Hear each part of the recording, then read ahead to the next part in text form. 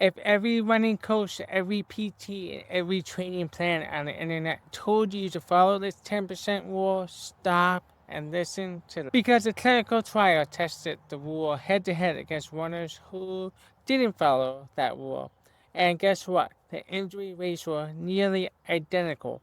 The 10% rule has been the gospel for 30 years with no data behind it.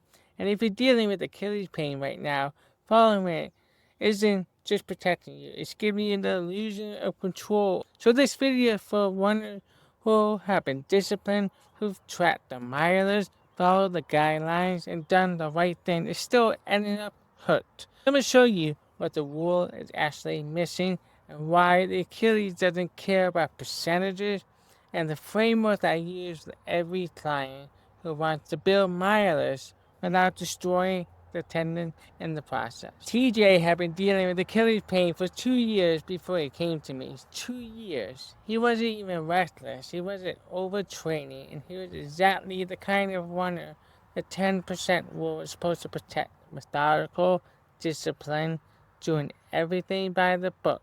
He had done PT. He has tried eccentric heel drop, stretching, foam rolling, reps. He even batted milers down and built it back up slowly, and his Achilles flared up every single time. He was at 20 miles a week and stuck.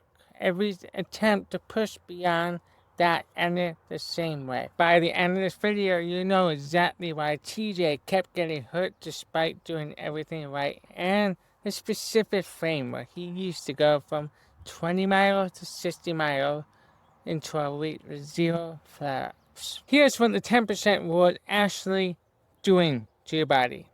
It's managing your cardiovascular system. Your aerobic capacity adapts in 3 to 4 weeks. Plasma volume expands within days of starting a training block. Your lungs, your heart, your VO2 max, they're fast responders. But your tendons still respond as fast. Your tendon collagen remodels over months.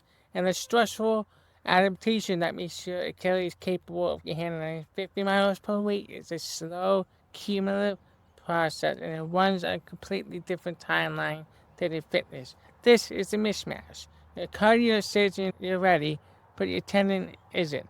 And the 10% rule is designed to manage progressive cardiovascular load, but it gives you zero information about where the tendon actually is. So in 2008, researchers at the University of Groningen ran a randomized control trial. There was 532 runners split into 2 groups. One group followed a 13-week program with 10 weekly miles increases. The other group followed an 8-week program with 50% increases. And the injury rate in the conservative group was 20.8%. The injury rate in the aggressive group was 20.3%. Being 5 times more conservative didn't even protect those runners any more than being aggressive. If the rule worked, those numbers would not be identical. The 10% rule doesn't fail because not because it's too conservative, too aggressive. It fails because it's tracking the wrong tissue. If you've been following every guideline to the letter and you're still stuck in this cycle, I want to be direct with you. You don't have a milers problem. You have a tendon capacity problem, and these require completely different solution. The framework I use for every Achilles client is called the Tendon Capacity Check. It's not really a program, it's more of a guide to help runners tell themselves whether the tendon is ready to handle more load or whether you still get catching it. Why? It's just different from the 10% rule. Most miles progression systems measure output. How many miles have you run this week compared to last week? The tendon capacity check measures the response. How do your tendon respond or react to the load that you gave it? These are fundamentally different conversations because your tendon communicates through really 2 windows, right? The morning stiffness, the stiffness and the pain that you experience in the morning when you wake up, and post-run behavior.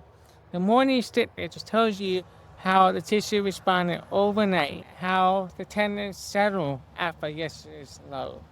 Post-run pain and stiffness tells you about acute tolerance, how the tendon absorbing load in real time. The 24-hour rule connects the two data points into a single decision point.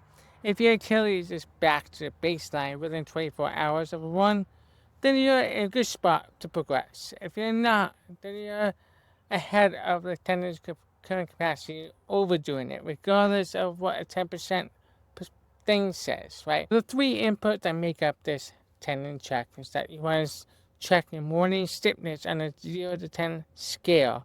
And you want to do this the first thing you walk around, as you get off the bed and you walk around, weight your stiffness from 0 to 10. Number 2, post-run response window. How long does it take for any Achilles discomfort to settle after a run? If you're less than 24 hours, you're good.